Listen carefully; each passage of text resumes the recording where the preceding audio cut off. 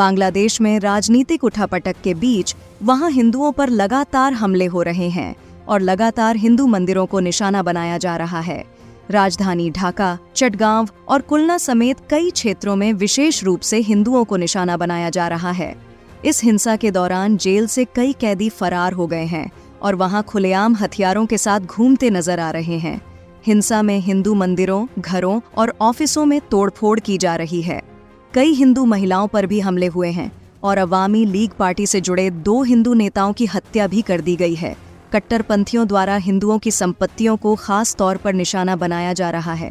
मंदिरों और गुरुद्वारों पर हमले हुए हैं और कई जगहों पर लूटपाट की गई है। बांग्लादेश में हिंदुओं की स्थिति पर विश्व हिंदू परिषद ने भी गहरी चिंता जताई है। उनका कहना है कि वहां पर हिंदुओं को जानबूझकर निशाना बनाया जा रहा है। बांग्लादेश में डर के साए में जी रहे हिंदू पलायन करने को मजबूर हैं, जिसने भारत की चिंता बढ़ा दी है। पिछले 2-3 दिनों से भारत की सीमा पर सैकड़ों बांग्लादेशी पहुंच रहे हैं। वो उम्मीद की नजर से भारत की ओर देख रहे हैं और वो भारत में पनाह पाने की आस में हैं। लेकिन बीएसएफ की सतर्कता की वजह से उन्हें वापस बांग्लादेश भेज दिया जा रहा है। बाबा रामदेव और पंडित धीरेन्द्र कृष्ण शास्त्री ने कहा कि बांग्लादेश में हिंसा हो रही है, इसमें हिंदुओं को निशाना बनाया जा रहा है। उन्होंने केंद्र सरकार से कहा कि हिंदुओं की सुरक्षा को लेकर कदम उठाना जरूरी है। भारत सरकार को उनके लिए दरवाजे खोल देने चाहिए और उनको तुरंत भारत में शरण देनी चाहिए, जिससे उनकी जान को बचाया जा सके। भारत के पड़ोसी मुल्क बांग्लादेश में तख्ता पलट हो गया है। आरक्षण की एक चिंगारी देखते ही देखते आग बनकर धधकने लगी और प्रधानमंत्री शेख हसीना को सत्ता से बेदखल कर दिया। हिंसा और विरोध के बीच हसीना ने प्रधानमंत्री के पद से इस्तीफा दे दिया और फिर देश छोड़कर भाग गई। जाने से पहले उन्होंने अपने पद से इस्तीफा भी दे दिया है। वो पिछले 15 साल से बांग्लादेश की प्रधानमंत्री और देश की सबसे ताकतवर शख्सियत थीं, जिनके सामने खड़े होने की कोई हिम्मत तक नहीं करता था। लेकिन फिर ऐसा कुछ हुआ कि लोग उनके घर तक घुस गए। दरअसल पूरा मामला 2018 में शुरू हुआ था, जब शेख हसीना गवर्नमेंट ने ऐलान कर दिया था कि वो एक ऐसा कानून लाने वाली हैं जिसमें फ्रीडम फाइटर्स की फैमिली के लोगों को गवर्नमेंट जॉब्स में 30% रिजर्वेशन दिया जाएगा। लेकिन जब ये कानून लाया गया तब वहाँ के लोगों ने इसके खिलाफ प्रोटेस्ट कर दिया, क्योंकि वहाँ पहले ही गवर्नमेंट जॉब्स में 26% का रिजर्वेशन था, जो इस लॉ के आने से बढ़कर 56% हो गया, जिसका मतलब ये था कि बाकी के लोग बस बचे हुए 44% के लिए कम्पीट कर सकते थे। यहाँ सरकारी नौकरियों में 56% आरक्षण लागू है। इसमें से 30% आरक्षण अकेले 1971 के मुक्ति संग्राम में भाग लेने वाले स्वतंत्रता सेनानियों के बच्चों को मिलता है। इसके अलावा 10% आरक्षण सामाजिक आर्थिक तौर पर पिछड़े जिलों के लिए है और 10% महिलाओं के लिए, जबकि 5% आरक्षण जातिगत अल्पसंख्यक समूहों के लिए और 1% दिव्यांगों के लिए रिजर्व्ड है। प्रदर्शनकारी छात्रों का सबसे बड़ा विरोध मुक्ति संग्राम के परिवार वालों को मिलने वाला 30% आरक्षण है। उनका कहना है कि इससे मेरिट वाले नौजवानों को नौकरी नहीं मिल रही है, बल्कि अयोग्य लोगों को सरकारी नौकरी में भरा जा रहा है। लेकिन जब इस फैसले से नाराज स्टूडेंट्स ने इसका विरोध किया तो बांग्लादेश गवर्नमेंट ने इस पर टेम्परेरी बेसिस पर रोक लगा दी और कहा कि वो इस मामले को लेकर कोर्ट जाएंगे। इसलिए मामला आया गया टाइप हो गया था, जिसे वहां के लोग समय के साथ भूल भी गए थे। लेकिन जुलाई 2024 में हाई कोर्ट ने इस मामले पर अपना फैसला सुनाया और कहा कि गवर्नमेंट जो कानून 2018 में लाने वाली थी उसमें कोई खराबी नहीं है और उसे तुरंत लागू किया जाना चाहिए। बस यहीं से मामला बिगड़ना शुरू हुआ, क्योंकि हाई कोर्ट के इस फैसले के बाद वहां के कई स्टूडेंट्स ग्रुप्स ने इसके खिलाफ प्रोटेस्ट करना शुरू कर दिया।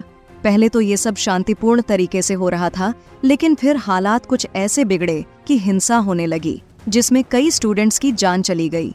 प्रोटेस्टर्स तब चाहते थे कि पीएम शेख हसीना वो कानून वापस ले लें और उनसे माफी मांगे। लेकिन जब भड़की हुई हिंसा शांत हुई तब शेख हसीना ने प्रेस कॉन्फ्रेंस किया, जहां उन्होंने गुस्से में ये कह दिया कि अगर रिजर्वेशन फ्रीडम फाइटर्स के बच्चों को नहीं मिलेगा तो क्या रजाकारों को मिलेगा। अब जिन्हें नहीं पता उन्हें बता दें कि रजाकार वो लोग थे जिन्होंने 1971 की जंग में शेख मुजीबुर रहमान की जगह पाकिस्तान का साथ दिया था।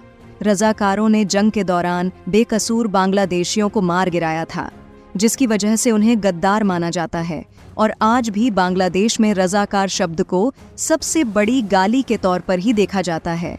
यही वजह है कि जब शेख हसीना ने प्रोटेस्ट कर रहे स्टूडेंट्स को रज़ाकार कहा तो वो भड़क गए, और जो प्रोटेस्ट शांत हो चुका था वो एक बार फिर से भड़क गया।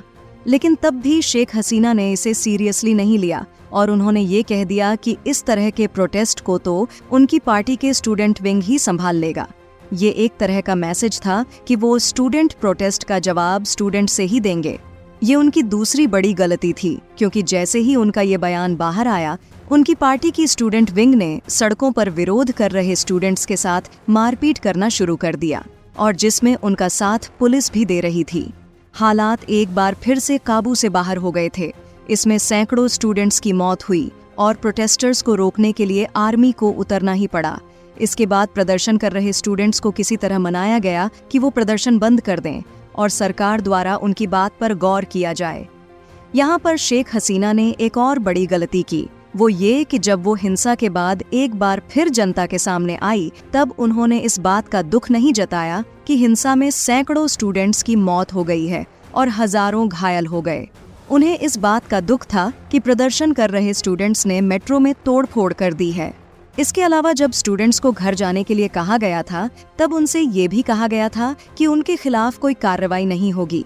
लेकिन जैसे ही स्टूडेंट्स अपने घर गए, पुलिस ने उन्हें ढूंढ कर अरेस्ट करना शुरू कर दिया। इसलिए जो स्टूडेंट्स बाहर थे, उन्होंने फिर सड़कों पर उतरने का फैसला किया। लेकिन इस बार उनकी मांग कुछ और थी। वो चाहते थे कि कानून तो वापस लिया ही जाए, साथ ही शेख हसीना भी इस्तीफा दें और उन पर केस चलाया जाए, क्योंकि उनकी लापरवाही के चलते ही कई स्टूडेंट्स की जान गई है। इसके बाद प्रोटेस्ट कर रहे स्टूडेंट ग्रुप ने 4 अगस्त के दिन ऐलान किया कि वो अगले दिन यानी 5 अगस्त को पीएम हाउस का घेराव करके वहां प्रोटेस्ट करेंगे। लेकिन जब 5 अगस्त को भीड़ इकट्ठा हुई और वो पीएम हाउस की तरफ बढ़ने लगे, तब उन्हें रोकने वाला कोई नहीं था। आर्मी ने भी ऐलान कर दिया कि वो जनता के साथ है। इससे ये साफ हो चुका था कि आर्मी शेख हसीना का साथ छोड़ चुकी है। इसलिए जब भीड़ पीएम हाउस पहुंची तो सीधा अंदर घुस गई, जहां उन्होंने तोड़फोड़ तो की ही, लेकिन साथ ही जिसे जो कीमती सामान मिला उसे उठाकर अपने घर ले गया, जिसमें गद्दे, तकिए से लेकर वहां पाले गए पालतू जानवर भी शामिल थे। वहीं पीएम शेख हसीना भीड़ के वहां पहुंचने से पहले ही इस्तीफा देकर भाग गई। पहले वो हेलीकॉप्टर से गाजियाबाद के हिंडन एयरबेस पहुंची और रात भर दिल्ली में रहने के बाद उनका प्लेन फिर उड़ गया, जो कहां लैंड होगा किसी को नहीं पता। जिसके बाद उनके बेटे सजीब वाजेद ने उनकी मां की जान बचाने के लिए नरेंद्र मोदी सरकार का आभार जताया।